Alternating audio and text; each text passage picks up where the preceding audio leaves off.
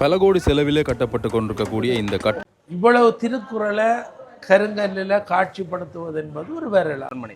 நான் நினைக்கிறேன் இலங்கையில் இதுதான் முதலாவது, உலகத்தில் பார்த்தீங்கன்னா உலகத்திலும் இதுதான் முதலாவதாக இருக்கணும். வேலைப்பாடுகள் எல்லாமே வெகு விரைவாக வந்து இடம்பெற்றுக் கொண்டிருக்கின்றது. கீழ்த்தளத்திலே அமைய இருக்கின்ற திருக்குறள் ஆராய்ச்சி நூல் நிலையத்திலே ஒரே கருங்கலிலே செதுக்கப்பட்டிருக்கக்கூடிய அந்த திருவள்ளுவருடைய சிலை வந்து இங்கே வைக்கப்பட்டிருக்கின்ற போது புலம்பெயர் உறவுகளினுடைய அந்த நிதி பங்களிப்பு மிக இந்த கல்லு கிட்டத்தட்ட 30,000 ரூபாய்க்கும் மேலே.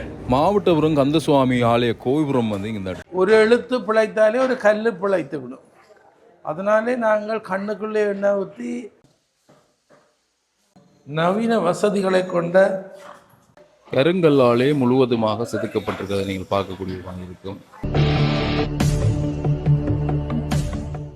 அனைவருக்குமே வணக்கம். நாங்கள் இப்போ நிற்கக்கூடிய இந்த வீதி பார்த்தீங்கன்னா காங்கேசன்துறை வீதி, மாவட்டபுரம் கந்தசுவாமி ஆலயம். அந்த ஆலயத்துக்கு முன்னாலே செல்லக்கூடிய வீதி இது பார்த்தீங்கன்னா கீரிமலைக்கு செல்லக்கூடிய வீதி. இப்படியே போனால் கீரிமலை போகலாம். இங்கே இடம்பெறக்கூடிய ஒரு விடயம் என்னென்னு பார்த்தீங்கன்னா, நீங்கள் அதில் பார்க்கக்கூடியமாக இருக்கும் ஒரு மிகப்பெரிய அளவிலான ஒரு கட்டிடம் ஒன்று கட்டப்பட்டு கொண்டிருக்காது. என்னென்னு பார்த்தீங்கன்னா திருக்குறளுக்குரிய அரண்மனை. நான் நினைக்கிறேன் இலங்கையில் இதுதான் முதலாவது, உலகத்தில் பார்த்தீங்கன்னா உலகத்திலும் இதுதான் முதலாவதாக இருக்கணும்னு நான் நினைக்கிறேன். எனக்கு தெரிஞ்சிருந்தால் பதிவு செய்யுங்க. திருக்குறளுக்கான ஒரு மிகப்பெரிய அளவிலான ஒரு அரண்மனை வந்து இந்த இடத்துல கட்டப்படுது. அதாவது பார்த்தீங்கன்னா 1330 குறள்களும் பார்த்தீங்கன்னா இந்த இடத்துல கருங்கல்லாலே செதுக்கப்பட்டு பார்த்தீங்கன்னா இந்த இடத்துல காட்சிப்படுத்தப்பட்ட ஒரு மிகப்பெரிய அளவிலான ஒரு வேலைப்பாடு. ஆறு திருமுருகன் ஐயா அவர்களுடைய அந்த முயற்சியால் பார்த்தீங்கன்னா இந்த மிகப்பெரிய அளவிலான இந்த அரண்மனை வந்து எதிர்வருகின்ற 2ஆம் தேதி திறந்து வைக்கிறதுக்கு இருக்கிறோம். மிகப்பெரிய அளவிலான இந்த ஏற்பாடுகள் எல்லாமே மிகவும் சிறப்பாக வந்து பெரிய இந்தியாவிலிருந்து கூட எல்லாமே நீதிபதிகள்லாம் வந்து இதை வந்து திறந்து வைக்க இருக்கிறோம். இன்றைய தினம் நாங்கள் போய் பார்க்கலாம் இங்கே என்னென்ன விஷயங்கள் இருக்குது, எப்படியான அமைப்பில் வந்து இந்த அரண்மனை உருவாக்கிறது. அதோட பார்த்தீங்கன்னா இங்கே வேற இருக்கின்ற ஆறு திருமுருகன் ஐயாவுடன் இது சம்பந்தமாக கேட்டு நாங்கள் தெரிந்து கொள்ளலாம். மாவட்டபுரம் கந்தசுவாமி கோயில் நீங்கள் இப்போ பார்க்கக்கூடிய மாதிரி இருக்கும். கட்டுமான வேலைகள் எல்லாமே இடம்பெற்று கொண்டிருக்கின்றன. கொஞ்ச நாளில் பார்த்தீங்கன்னா இங்கே கும்பாபிஷேகம் கூட இருக்கிறது. அதுக்கு முன்னாலே இருக்கக்கூடிய வீதி, அந்த ஆலயத்தை தாண்டி நாங்கள் வரும்பொழுது முன்னால் இருக்கக்கூடிய கீரிமலைக்கு செல்லக்கூடிய இந்த வீதியில் தான் பார்த்தீங்கன்னா இந்த அரண்மனை வந்து மிகப்பெரிய அளவில் வந்து அமைக்கப்பட்டு கொண்டிருக்கின்றது. நீங்கள் பார்க்கக்கூடிய மாதிரி இருக்கும் கட்டுமான வேலைகள் எல்லாமே இடம்பெற்று கொண்டிருக்கிறது. நீங்கள் இப்போ பார்க்கக்கூடிய இந்த இதுதான் பார்த்தீங்கன்னா அந்த மிகப்பெரிய அளவிலான திருக்குறளுக்குரிய அந்த அரண்மனையாக இருக்குது. எதிர்வருகின்ற 2ஆம் தேதி பார்த்தீங்கன்னா இதுக்குரிய இந்த திறப்பு விழா ஆரம்பம். உள்ளுக்குவே பார்ப்போம் என்ன மாதிரியான இந்த வேலைப்பாடுகள் எல்லாமே இடம்பெற்று கொண்டிருக்குது, எப்படி இது அமைந்திருக்குன்னு பார்க்கலாம். ஒரு மிக பிரம்மாண்டமாக தெரியக்கூடிய அந்த அரண்மனை போலவே அந்த தூண்கள் கூட பாருங்கள் அவ்வளவு சிறப்பாக வந்து அரண்மனை போல இருக்கக்கூடிய அந்த பழைய காலத்து அம்சங்களை கொண்ட தூண்கள். அதோட இங்கே முன்னால் பார்த்தீங்கன்னா ஒரு சிறிய ஆலயம் ஒன்று அமைக்கப்பட்டு கொண்டிருக்கின்றது. அதோட நாங்கள் உள்ளுக்கு போய் பார்க்கலாம் எப்படியான சிறப்பு அம்சங்கள் இங்கே இருக்குதுண்டு. இங்கால இருக்கிற இந்த சுவர் பகுதியில் பார்த்தீங்கன்னா ஒரு செதுக்கல் வேலை செய்து கொண்டிருக்கணும். ஔவையார் அவர்கள் வந்து எங்களோட ஔவையார் பிள்ளைகளுக்கு வந்து ஒரு போதனை நிகழ்த்துற மாதிரியான ஒரு காட்சி வந்து இந்த இடத்துல செதுக்கலாக செய்யப்பட்டு கொண்டிருக்கு. இப்படி பார்த்தீங்கன்னா இங்கால மிக பிரமாண்டமாக வந்து உருவாகி கொண்டிருக்குது திருக்குறள் அரண்மனை. தூண் பகுதிகள் கூட பார்த்தீங்கன்னா பழைய காலத்தில் அமைப்பில் இருக்கக்கூடிய அந்த தூண் பகுதிகள் செய்யப்பட்டிருந்த ஜாலி உருவம் கொண்டு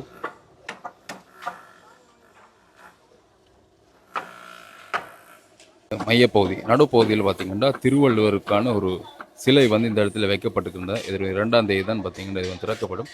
மிகப்பெரிய அளவிலான உயரத்தில் இருக்கக்கூடிய ஒரே கருங்கல்லிலே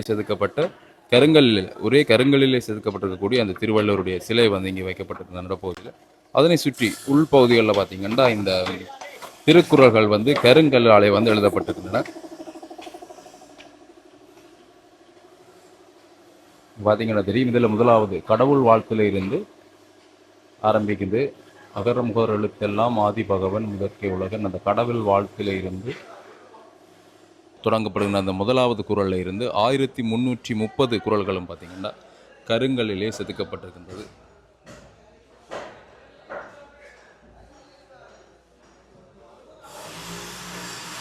ஆயிரத்தி 330 குறள்களும் கருங்கல்லிலே செதுக்கப்பட்டிருக்கக்கூடிய ஒரு அரண்மனை போன்றே தான் பார்த்தீங்கன்னா இந்த திருவள்ளுவர் அரண்மனையும் வந்து அமைக்கப்பட்டு கொண்டிருக்கு.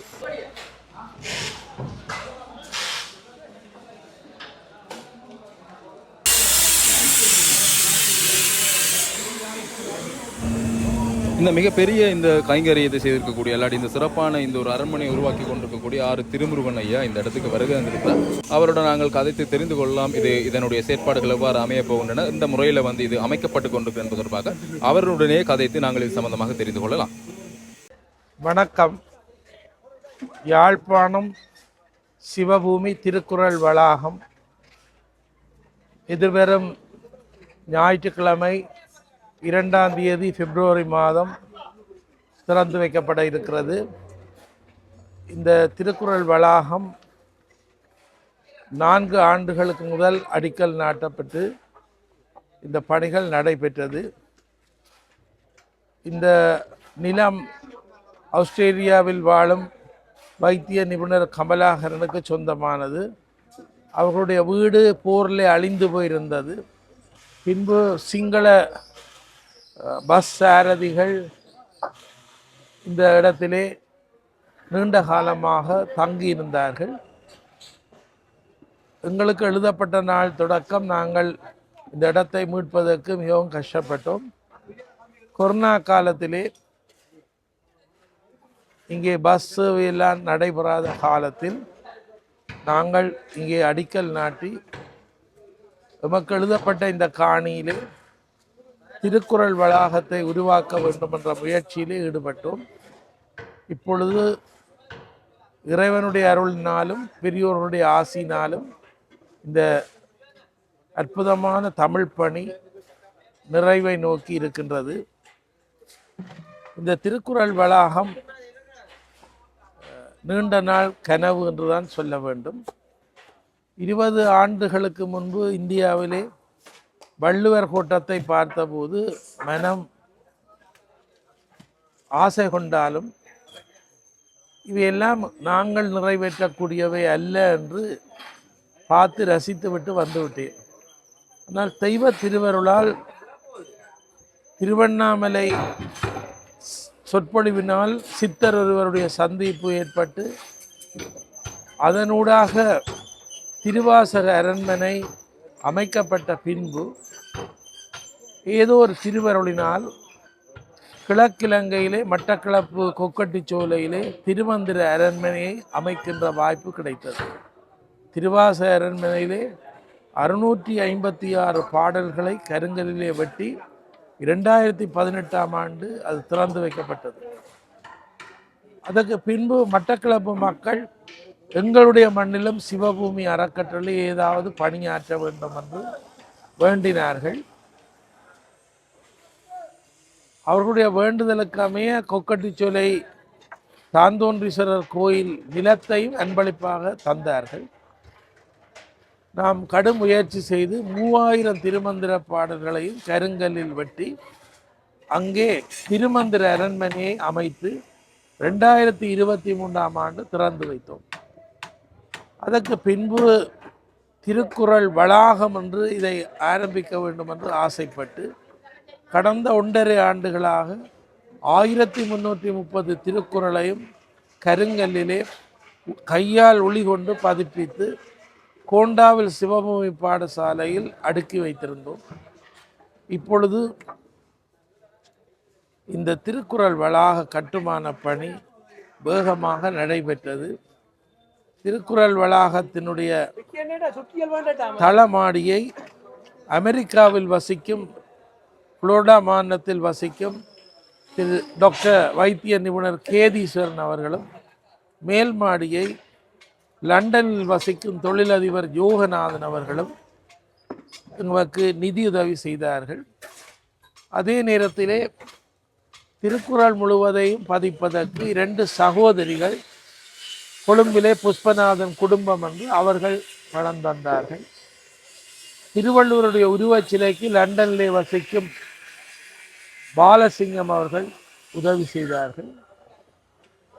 கனடாவில் இருக்கின்ற உதயகுமார் அவர்கள் மேலும் சில உதவிகளை செய்தார்கள். இப்பொழுது ஆராய்ச்சி நூல் நிலையத்தோடு தளமாடியிலே திருக்குறள் ஆராய்ச்சி நூல் நிலையமும், மேல் மாடியிலே தியான மண்டபம், யோக பயிற்சிக்கான இடமும் உருவாக்கப்பட்டு திருக்குறள் ஆராய்ச்சிக்காக அல்லது யாழ்ப்பாணத்துக்கு விஜயம் செய்பவர்கள் தமிழ் அறிஞர்கள் தங்குவதற்கு 4 அறைகளும் நவீன முறையிலே கட்டப்பட்டிருக்கிறது. ஒரு பாரிய முயற்சி. இப்பொழுது இரவு பகலாக வேலை நடக்கிறது. இதற்கான வரைபடத்தை வரைந்தவர் யாழ்ப்பாணம் இந்து கல்லூரி பழைய மாணவர் புகழ்பூத்த ஆர்கிடெக்ட் குணசிங்கம். இப்பொழுது ஆஸ்திரேலியா சிட்னியிலே வசிக்கிறார். அவர்தான் எங்களுடைய சிவபூமி மியூசியத்துக்கும் வரைபடம் வரைந்தவர். எந்த விதமான செலவும் இல்லாமல் அவர் என்னுடைய இனிய நண்பர் எனக்கு இந்த வரைபடத்தை வரைந்து இப்படியே கட்டுங்கள், ஒரு கலை பாரம்பரியத்தோடு உருவாக்குங்கள் என்று அந்த முயற்சியிலே தான் இப்பொழுது நாங்கள் ஈடுபட்டிருக்கிறோம். இந்த கட்டிட தொகுதியிலே திருக்குறள் 1330 குறளும் வருவதோடு ஆங்கில உரை, அமெரிக்க ஹவாய் ஆதீனம் திருக்குறளை ஆங்கிலத்திலே மொழிபெயர்த்தார்கள். ஜிஜு போப் அடிகளுக்கு பின்னால் பல பேர் மொழிபெயர்த்திருக்கிறார்கள்.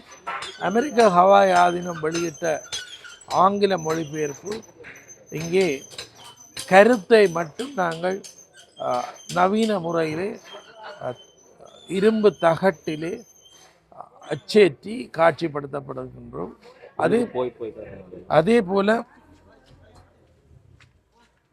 அதே போல சிங்கள மொழியிலே திருக்குறள் மொழிபெயர்க்கப்பட்டதனுடைய கருத்தை நாங்கள் நவீன முறையிலே இங்கே பலமான தகட்டிலே காட்சிப்படுத்த இருக்கின்றோம். மேலும் இதுவரை 120 மொழிகளிலே திருக்குறள் மொழிபெயர்க்கப்பட்டிருந்தாலும் எமக்கு 39 மொழிபெயர்ப்பு நூல்கள் இந்தியாவிலே கிடைத்திருக்கிறது. யாழ்ப்பாணம் பல்கலைக்கழக அரசியல் பட்டதாரியாகிய மகாசேனன் இப்பொழுது புதுடெல்லி பல்கலைக்கழகத்திலே தன்னுடைய பட்டப்பின் படிப்பை மேற்கொண்டிருக்கிறார். அவரது முயற்சியினால் இந்தியாவிலே வேறு தூதரகங்களிலே இதை பற்றி அறிந்து 39 மொழிகளிலே திருக்குறள் புத்தகத்தை தேடி கொண்டு வருகிறார். அவை இங்கே காட்சிப்படுத்தப்பட இருக்கிறது. அதே நேரத்திலே இதுவரை திருக்குறளுக்கு உரி எழுதியவர்களையும் நாங்கள் கல்வடிவத்திலே செதுக்கி காட்சியளிக்கப் போகின்றோம். அவருடைய பெயர்கள் குறிப்பாக இந்தியாவிலே 22 பேர்கள் திருக்குறளுக்கு சிறந்த உரி எழுதியிருக்கிறார். இலங்கையை பொறுத்தவரை ஈழ நாட்டிலே 1890ஆம் ஆண்டு எனது பேரன் முறையானவர், எனது தந்தையாரின் தாய் மாமன் கோப்பாய் வடகோப்பாயைச் சேர்ந்த பண்டிதர் புலவர் விநாயகத்தம்பி வேலுப்பிள்ளை என்பவர் பல நூல்கள் எழுதியவர். அவருடைய ஒரு நூல் முப்பானூர் சர்க்கம் என்கின்ற பெயரில் திருக்குறளுக்கான உரை. அப்போது 1890ஆம் ஆண்டே ஈழத்திலே ஒரு அறிஞர் திருக்குறளுக்கு உரை எழுதியிருக்கிறார். அவரின் தந்தை வழி எனது பேரன். அதே நேரத்திலே யாழ்ப்பாணத்தைச் சேர்ந்த வடமராட்சியைச் சேர்ந்த கலாநிதி மனோன்மணி சண்முகதாஸ் அம்மையார் அவர்கள் சென்ற ஆண்டு திருக்குறள் முழுவதற்கும் ஒரு புது உரை ஒன்று எழுதி வெளியிட்டிருக்கிறார்கள். அவருடைய அந்த முயற்சியையும் நாங்கள் வாழ்த்தி அவருடைய பெயரையும் இங்கே பதிவு செய்கிறோம். அது மட்டுமன்றி இங்கே கீழ்த்தளத்திலே அமைய இருக்கின்ற திருக்குறள் ஆராய்ச்சி நூல் நிலையத்திலே திருக்குறள் தொடர்பான கட்டுரைகள் அடங்கிய புத்தகங்கள், பரிமேலழகர் போன்ற பெரியவர்களுடைய உரை நூல்கள் போன்றவையெல்லாம் காட்சிப்படுத்தப்பட இருக்கின்றது. குறிப்பாக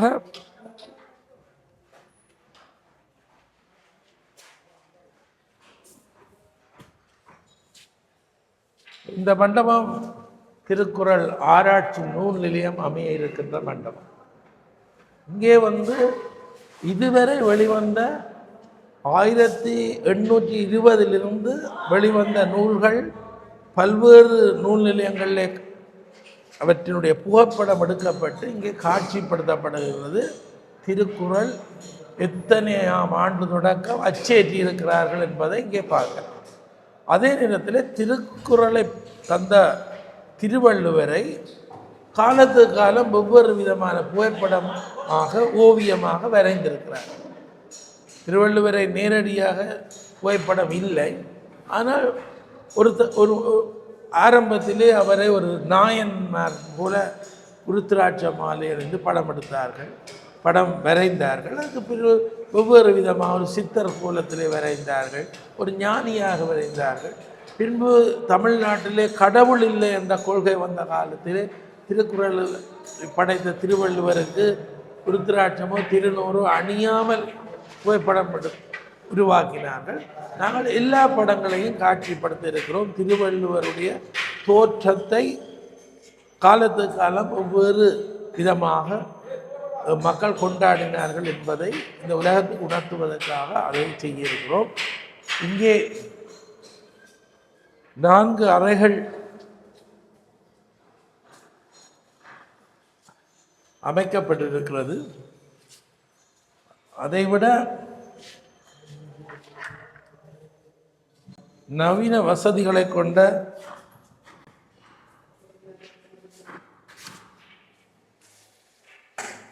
மலசல கூடங்கள் ஆண்களுக்கு புரிம்பாக, பெண்களுக்கு புரிம்பாக, விசேட தேவை உடையவர்களுக்கு புரிம்பாக இங்கே உருவாக்கி இருக்கின்றோம்.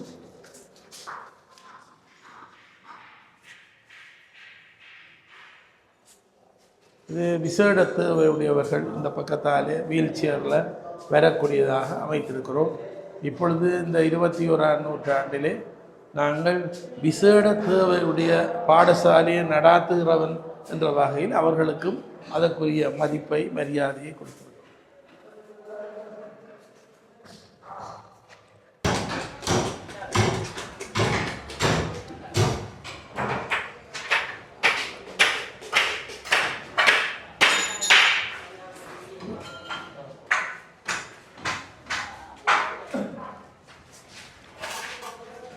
தம்பி இருக்கா விட இது 2வது தளம்.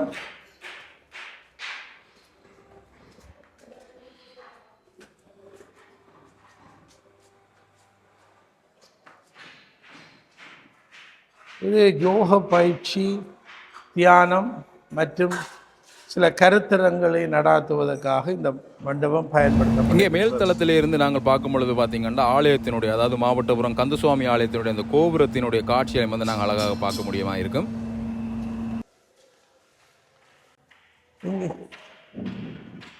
இங்கேயும் அறைகள் அமைக்கப்பட்டிருக்கிறது. வேறு நாடுகளிலே அல்லது வேறு ஊர்களில் இருந்து வருகின்ற அறிஞர்கள் இங்கே தங்கி திருக்குறளை ஆராய்ச்சி செய்வதற்கும்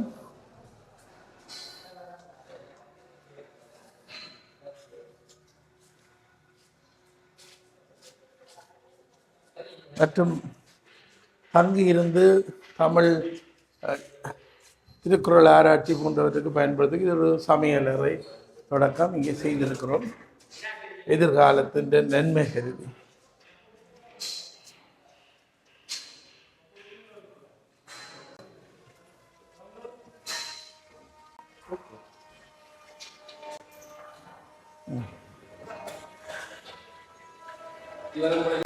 எல்லா மொழிகள்லேயும் புத்தகங்கள் தேடுறோம். 39 மொழியில் புத்தகம் எடுத்துட்டோம். ஆனால் இந்த காட்சிப்படுத்துறதுல கல்வி அதிகாரத்தையும் கல்வி அதிகாரத்தை 11 மொழிகளில் காட்சிப்படுத்துறோம். இது ஆங்கில மொழியில் கருத்து மட்டும் இதில் காட்சிப்படுத்தப்படும். அதில் சிங்கள மொழியில் கருத்து மட்டும் சிங்கள மொழியிலையும் திருக்குறள் இதுவரை 4 பேர் மொழிபெயர்த்திருக்கிறார். இந்த புத்தகங்கள் எங்கள்கிட்ட இருக்குது. கல்லிலே வடிப்பது என்பது சாதாரணமான விடயம் அல்ல. சில பேர் ஒரு நிமிஷத்தில் இதை பார்த்துட்டு போடுவார்கள். ஆனால் எத்தனையோ வருஷம் முயற்சி. ஒரு எழுத்து பிழைத்தாலே ஒரு கல் பிழைத்து விடும். அதனாலே நாங்கள் கண்ணுக்குள்ளே எண்ணெய் ஊற்றி இந்த திருக்குறளை எழுத்துப்பிழை இல்லாமல் இளைஞர்கள் ஒளிகொண்டு செதுக்குவதற்கு பல தடவை நாங்கள் பார்த்து ஒவ்வொரு காலம் திருக்குறள் சரி உண்டு. சில நேரம் அப்படி பிழைச்சா கல்லை மாற்றிடும். ஒரு கல் மாற்றுற போது இந்த கல் கிட்டத்தட்ட 30,000 ரூபாய்க்கும் மேலே. அப்போ ஒரு கல்லை அந்த விளைவு கேட்க சில நேரம் கல்லுகள் பழுதாக போயிடும், எழுத்து பிழைச்சது இல்லை. அப்போ அதனால் ஒன்றுமே செய்யலாதா. எனவே இது இந்த திருக்குறள் கருங்கல்ல பதிச்சது என்பது சாதாரணமான விஷயம் அல்ல. இது கனங்குடின கல், இது தகட்டு கல் அல்ல, நிலத்தில் பதிக்கிற கல் அல்ல, இது மொத்த கல். இது சரியான மிக பெருமதியான வேலை. எத்தனையோ தலைமுறை இதை வச்சு பாதுகாக்க வேணும். என்னை பொறுத்தவரை நான் இவ்வளவோ கஷ்டங்களுக்கு மத்தியில் இவ்வளவோ முயற்சி எடுத்து போரில் அழிந்த எங்கள் மண்ணில் மீளவும் இந்த மண்ணை கட்டி எழுப்ப வேணும் என்ற ஒரு கனவு தான் இந்த ஒவ்வொரு கைங்கரியத்தையும் செய்து கொண்டு வரும். பஸ் தெல்லிப்பளை துக்கியமங்கூடாக பிள்ளைகளை வளர்ப்பது, மன வளர்ச்சி இல்லாத பிள்ளைகளுக்கான பாடசாலை, 2 முதியோர் இல்லம் தொல்புரத்திலேயும் கீரிமலையிலேயும், 4-5 இடத்துல மடம், கண்டியில் விட சிவபூமிக்கு ஆசிரமம் இருக்குது. 167 மலைய பிள்ளைகளுக்கு இலவசமாக கணிதம், விஞ்ஞானம், ஆங்கிலம் படிப்பிக்கிறோம். தெரிஞ்சாரு சாப்பாடு கொடுக்குறோம். எல்லாமே 1% என்னுடைய பணம் அல்ல, என் மீது வைத்திருக்கின்ற நம்பிக்கையால் என்னோடு படித்தவர்கள், என்னுடைய நட்புக்குரியவர்கள், நான் ஒவ்வொருடமும் சொற்பொழிவாற்ற போகிற போது எனக்கு கிடைக்கிற அன்பளிப்புகளெல்லாம் நாங்கள் இதுக்கு தான் பயன்படுத்துவோம், இப்படியான விடயங்களுக்கு பயன்படுத்துவோம். எனவே தான் இந்த ஆண்டு சிவபூமி அறக்கட்டளை ஆரம்பிக்கப்பட்டு 25 ஆண்டு பூர்த்தி. இது சிவபூமி அறக்கட்டளையினுடைய வெள்ளி விழா பரிசாகத்தான் திருக்குறள் வளாகம் திறந்து வைக்கப்படுகிறது. பிப்ரவரி மாதம் 28ஆம் தேதி சிவபூமி என்ற பேரில் நாங்கள் எங்களோட பணியை தொடங்கினாங்க. பிறகு அதை அறக்கட்டளை ஆக கெசட் நோட்டிஃபிகேஷன் ட்ரஸ்ட் என்று சொல்லி பதிவு செய்தனாங்க. இன்றைக்கு 25 வருஷம் முடிஞ்சு சிவபூமி. இந்த 25 வருஷமும் நாங்கள் என்னென்ன செய்தோம் என்றதை ஈழத்தமிழரும் அறிவார்கள், உலகம் முழுவதும் வாழுகின்ற மக்கள் அறிவார்கள். எனவே இது கடவுள் தந்த வாய்ப்பு, என்கடன் பணி செய்து கிடப்பது. மற்ற திருவள்ளுவர் திருக்குறளில் சொல்கிற, அதாவது நாங்கள் காலத்துக்கு ஒவ்வக்கூடிய காரியங்களை செய்ய வேண்டும். ஒத்தது அறிவான் உயிர் வாழ்வான் என்று சொல்லுகிறோம். நாங்கள் இந்த உலகத்துக்கு தேவையானதை செய்தால் அது மிக பயனாக இருக்கும் என்ற வள்ளுவர் வாக்கை நான் உணர்கிறேன். எனவே இது எதிர்கால தமிழ் சமூகத்துக்குரிய மாபெரும் சொத்து. சரித்திர பிரசித்தி பெற்ற மாவட்டவரம் கந்தசுவாமி கோயில் ஒரு காலத்தில் சோழ அரசனுடைய மகள் மாருத பிரவிய வள்ளியினாலே கட்டப்பட்ட கோயில். அந்த கோயிலுக்கு அருகில் இவ்வளவு திருக்குறளை கருங்கல்லில் காட்சிப்படுத்துவது என்பது ஒரு வரலாறு. எனவே இந்த வரலாற்றை எல்லாருமாக சேர்ந்து எங்கள் எதிர்கால சந்ததி நல்ல முறையிலே அனுபவிக்க உதவ வேண்டும் என்று கேட்டு அமைகிறேன். நன்றி.